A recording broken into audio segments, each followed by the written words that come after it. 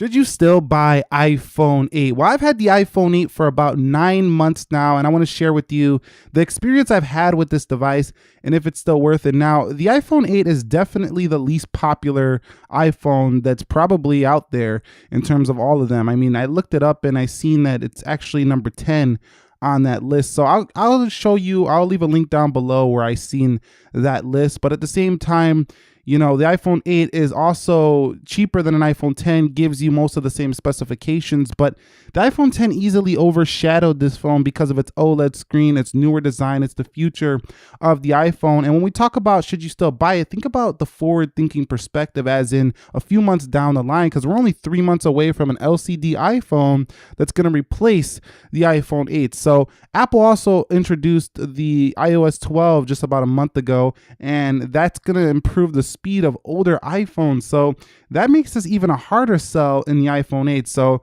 this is going to be one of those iPhones that I think that is quickly forgotten in just a couple years. Unfortunately, this is not going to be your most popular device. As a matter of fact, I read all the comments and I don't have that many comments at all talking about this particular device. And that should tell you something, because we do have quite a bit of Apple users on this channel. So iPhone 8, not the most popular, but with that being said, let's talk about the key specifications and what they've been like. Now, I don't want to go too long because key specifications can be boring, but the A11 CPU inside this phone has been keeping it running very fast and efficient. That's what we expect. But the most thing I noticed about coming from like an iPhone 7 to an iPhone 8 with the A11 has been the battery life. The battery life has been significantly better in my experience on an iPhone 8 than an iPhone 7. I'm talking like an hour longer on the charge, and I think that's mostly due to that A11 CPU. Kicking around to the back, the camera has also been a nice improvement over, if you came from like a 6S,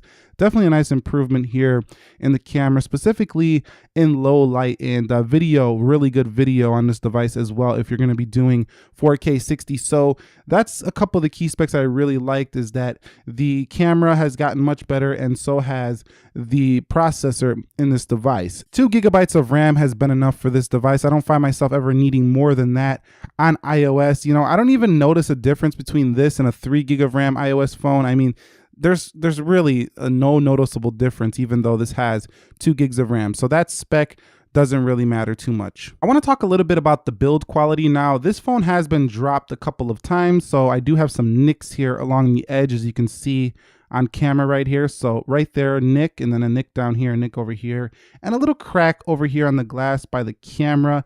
No biggie, it's really small. You can cover it up with a case, but there's a little crack right there in the glass. So this was a pretty decent drop, not a very heavy drop, like not a very high drop, but still. So the glass, you know, keep this thing in a case, because I got lucky with this one. If this drops again, this thing might just crack all the way down the back. So not really feeling these glass feels of 2018 when it comes to their fragility, but I do like the fact that it feels a little more premium. A little bit more on that display. The display definitely gets bright enough. LCD is one of the easier displays I found to see outdoors. OLED, some of the new ones on the Samsung phones have been pushing up the brightness, so those are pretty easy as well. But this wasn't too bad to see outdoors, and the display has good viewing angles. It kind of looks like a MacBook Retina display on the iPhone, you know, 8, like the older MacBook Retina display, like from 2015.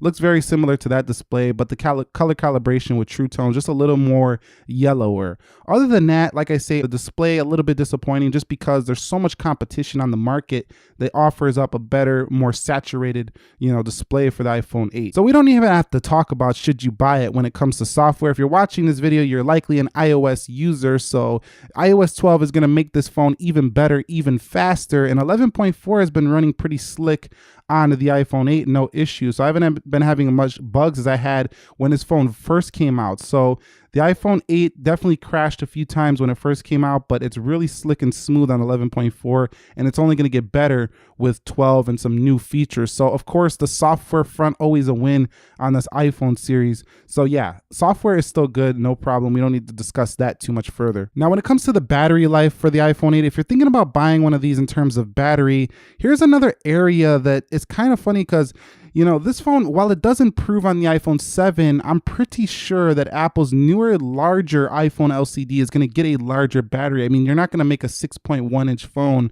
with a less efficient battery. So this, again, when they upgrade to the new LCD iPhone, this is going to be improved as well. And I think we're going to do away with, having two LCD phones. There's just going to be one this year that should replace the Plus series and this series. So while battery life on this can easily get you through a day, if you're a heavy user, you might want to stick it out and just wait for the LCD iPhone coming later this year. But battery life overall, I'm getting a solid 5 hours screen time and usage, definitely most of the day.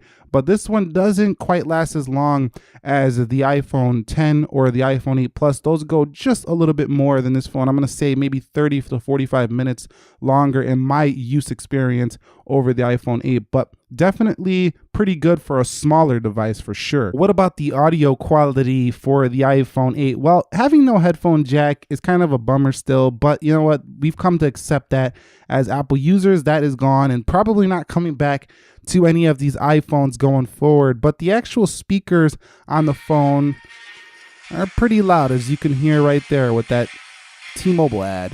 So what does 4 years do to a flagship smartphone? Today we revisit the Samsung. Haven't had an issue, and it's actually quite nice to have really loud speakers on a smaller device. You typically get louder speakers on a bigger device because they got more room for components, but on a smaller device, it's really nice to have this, because if you take a look at like a smaller iPhone from years ago, like the iPhone 6, the speakers are just night and day better on the iPhone 8. So the audio quality on the external anyway, cover that up and you can still hear it.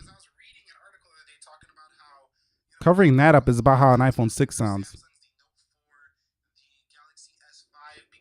So yeah, pretty good audio. I've been very pleased with that. And Bluetooth 5.0 on here has made Bluetooth connections just so much fun because they're so fast. So what that means is that before, when you'd be waiting for your Bluetooth headset to connect, sometimes, you would just be waiting a little while. But here on the iPhone 8, I found it to connect super fast. So Bluetooth is very fast on the iPhone 8. That's something a lot of people don't mention, but just connecting your devices through this is very fast, just due to the 5.0. That goes for all the newer iPhones, but I really enjoyed that. Okay, so talking about the camera on the iPhone 8. Now the camera, I'm not going to go on too much about this. I've done some comparisons with other phones on the iPhone 8 Plus and the iPhone 10. You could check those videos out. They're the same camera as this one. This camera is stellar on the iPhone 8, and you're not going to have any issues for a few years going forward with this device. And you get that video that goes in the 4K 60. So in terms of camera quality, no issues for the iPhone 8. It is phenomenal,